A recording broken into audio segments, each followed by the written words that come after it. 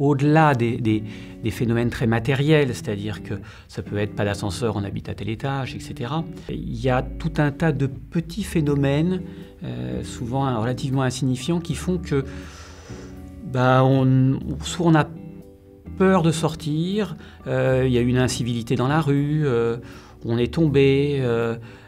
L'autre jour, il y a une personne âgée qui nous demandait de garder ses clés pendant qu'elle faisait ses courses, parce qu'on avait, nous, un dispositif qui était juste à côté de chez elle, parce qu'elle était terrorisée à l'idée, par exemple, de perdre ses clés pendant qu'elle faisait ses courses. Le repli sur soi, qui entraîne le fait qu'on ne sorte plus, est quelque chose qui se construit.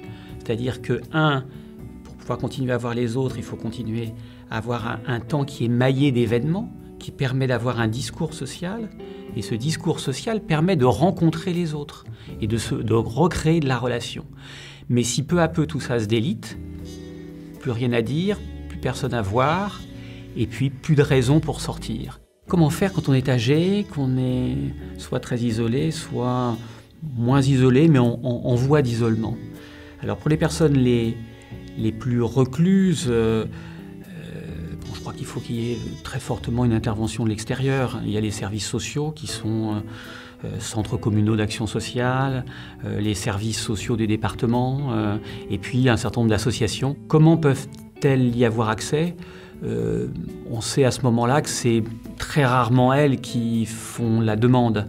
Elles vont être connues soit parce qu'on va les signaler à un service social, parce qu'il y a des phénomènes extérieurs qui font que les voisins, à ce moment-là, signalent. Ça peut être une insalubrité du logement, ça peut être un loyer non payé, qui va être un indicateur. Donc il va falloir à ce moment-là que le service social soit en capacité de pouvoir venir au domicile et de commencer une action auprès de la personne.